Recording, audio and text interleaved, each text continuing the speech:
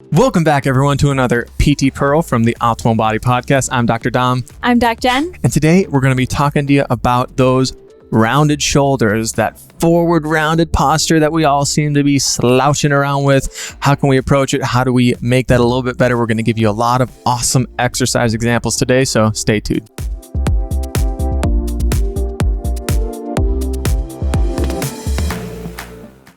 Welcome back. We are talking about rounded shoulders today. Yeah, it usually goes in with that desk syndrome. We should just call it a desk syndrome technique. Absolutely. All the things, forehead, head, rounded shoulders, kyphosis, all the things, right? It kind of all encompasses that. And what do you do? It's how the stress of the world brings us down. That always kind of bringing us forward, that gravity. And yeah, we've had a few episodes on this lately, and I think it's just something that we want to keep drilling into because we know so many people are having issues with this right now while we're all at home. Exactly. So when we're talking about rounded shoulders, first of all, what is it? I mean, it's really just this idea of the shoulders kind of rolling in and forward. And so what that can look like sometimes if your hands are down by your side is that your thumb is rotating in and it's coming in front of the thighs a little bit. And so that kind of creates this rounding in the shoulder. And honestly, it can look a little bit different in the structure of the joint as well. So that position that you just described, this kind of forward and internal rotation, what our shoulder blade is actually doing is a little bit of that protraction and even a little bit of elevation, which then kind of gives it this like upward tilt, like the bottom corner of our shoulder blade is actually like tilting away from our rib cage now, which those things are supposed to slide along and get along just fine. You know, you don't want them to be separating too much like that because that's when we get things like that winging scapula that we have mentioned already. Exactly. And so we want to really address, well, why does this happen? And honestly, why it happens is because we're spending too long in sustained postures and not doing the reverse of them. Like that is the easiest way to explain it. There's not one magical exercise that's suddenly going to fix everything. You have to get out of those sustained postures over and over and over again for the rest of your life. And if you listen to what she said, sustained postures. The posture isn't bad. We're not going to be, striking down any single posture, but any single posture done for 8 hours straight is bad. You can challenge me on that if you want. I don't care. Comment all angry at me. But if you sit in one posture for 8 hours, that's usually not what our body's built for. So first of all, like Dom said, your shoulder blade, which makes up your shoulder joint. I don't know if we always put the two and two together, but literally the socket that the ball goes into is a part of the shoulder blade. So if that shoulder blade is not moving well on that rib cage, well, first of all, let's address the rib cage. That's kind of where I like to start. Like, let's see, is it opening?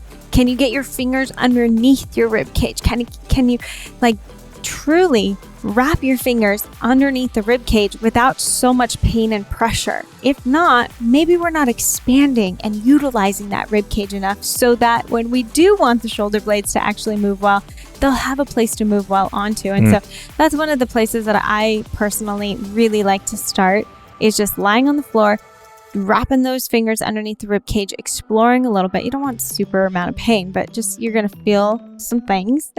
And then doing some breaths that allow that low rib cage to expand to the sides and then compress, expand and compress. And starting to work there is going to be such a great foundational piece that we can then build on. Another great way to get feedback with that is the rubber band trick, where you wrap a little, if you have a stretchy band, a TheraBand or anything, just wrap that around your low rib cage. And it gives great feedback for when you take that deep breath, you can kind of feel your rib cage expanding into that band. And that will help, like Jen said, get that mobility in the low rib cage so that our upper rib cage can chill the F out.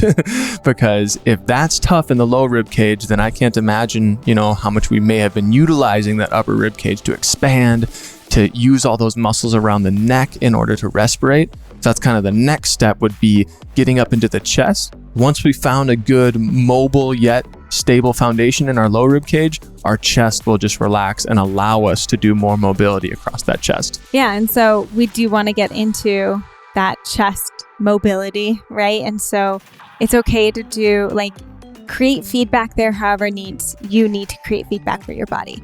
and we're not opposed to manual treatment. Foam rolling. Right. We love the IntelliRoll for chest rolling. It's Therapy amazing. balls, like Totally. whatever is needed for you. Just know that you're not breaking up tissue, right? Because those shoulders have kind of rounded forward, we're not now breaking up the tissue so that they can elongate. We're saying, hey, you big stiff dummy, loosen up a little bit.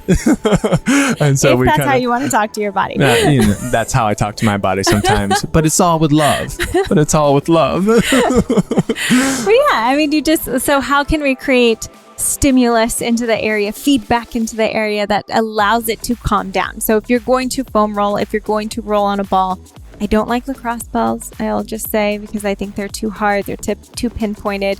They create the opposite action of what we're really trying to create, which is relaxation.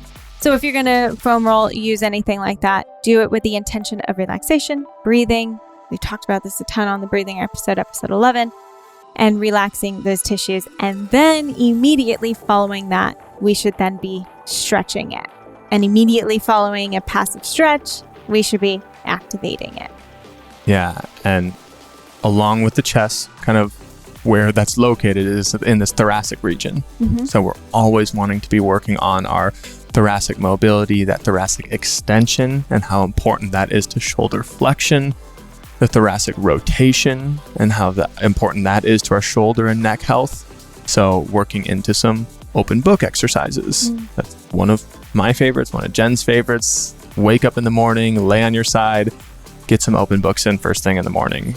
So if you're in the middle of the day and you want to get some active movement into that chest, you could just be sitting in your chair essentially and rotate backwards and kind of look over your shoulder with your arm, rotate and look. And that in itself will create some active mobility. And if you do that a little bit every day, it's going to make such a difference. Again, it's that consistency and just doing a little bit at our desk. We get so shackled to our desk and say, but now I have to work for 4 hours. Well, that doesn't mean we can't pause for 15 seconds, 30 seconds, and do one of these in between emails, during a call, whenever it may be.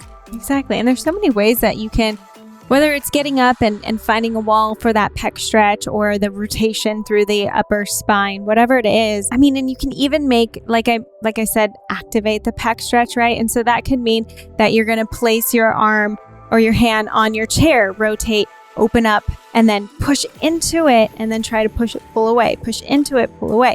Like even that pushing in and activating that pec and then opening out and elongating, like that's just feedback again for the brain. Like, I could be tight, but I can also be elongated. And so it helps that progression. Yeah, for sure. Because basically everything we've done so far doesn't directly, it's not what people think of when we think of the shoulder or think of like working on those rounded shoulders. Like now is when we actually start getting into, okay, we've built the core, the mobility in that rib cage, worked through the chest to get some of those guys chilled out up through the neck, opened up the thoracic spine.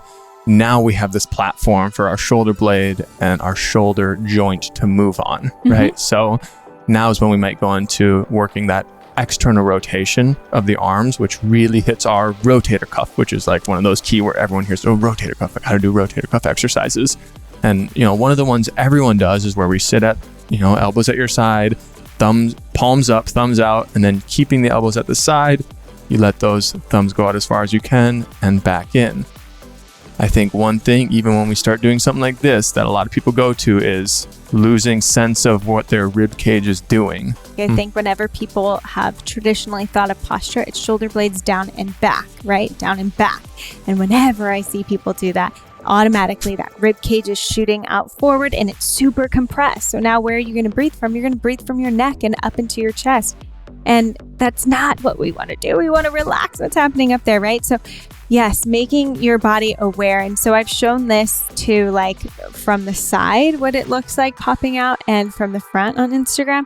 And you could do a video of yourself. You could do photos, like whatever it is. And some people will just say, I have a really open rib cage. Okay, that's fine. Like everyone's going to have a different type of looking rib cage, but in general, you're going to know the difference between it popping even more out and forward and then just having it relaxed and down, right? Yeah. That's the position that you want it, relaxed and kind of pointed down to the floor.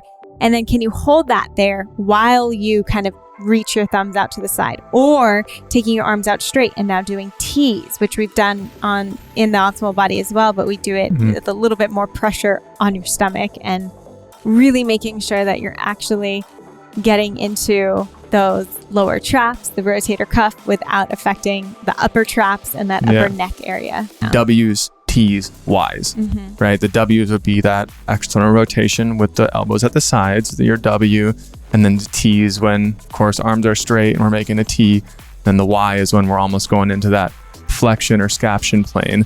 But again, in each of those, are we still paying attention to the other things that we've kind of listed off before those movements? Yep. Are we paying attention to if the shoulders are going up to the ears? Are we paying attention to the chest dominating and the shoulders coming forward? Are we paying attention to that rib cage flaring forward? This isn't to say like it's right or wrong movement. It's just paying attention to your body, becoming more efficient and aware of your movement patterns in general, to ultimately start to free up movement and create a different feeling and results in the body. Yeah, we don't want you to kind of be scared by all these cues we're throwing out there, because a lot of cues can sometimes mean confusion and people get nervous by that. But in reality, if you're not doing a lot of movement right now, just do it. And that will be a benefit in itself, because your body will respond to you becoming more active. And even if you're not sure if you're doing it right, your body will tell you if you're really not doing something right. Exactly.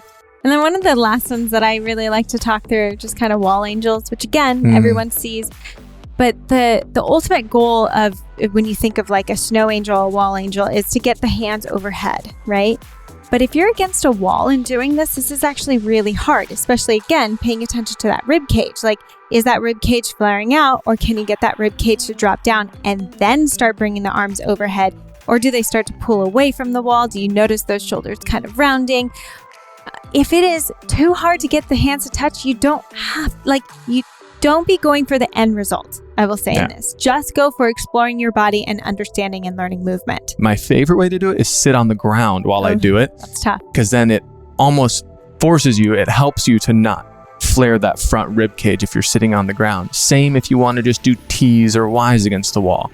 Sitting your bottom on the ground while you do those is really going to help you get that motion where you should be getting it. And if you need something that's kind of like a ding or a reminder, like, ooh, have I opened up my upper back lately? Have I done a pec stretch lately? Have I, whatever it is that kind of pings you and reminds you throughout the day, I do recommend having some system. Like, I even need it for myself to just kind of remember, like, oh, have I stretched my hips? Oh, have I gotten up and moved my shoulders? Like, it's a great reminder for anyone who is working a long time on their phone or on their computer. Thanks for joining us so much and learning a little bit more about those rounded shoulders, what it means, and hopefully you're going to try out some of these exercises and implement them a little bit more into your day. But if you need more feedback, comment below, let us know, and let us know what else you want to see.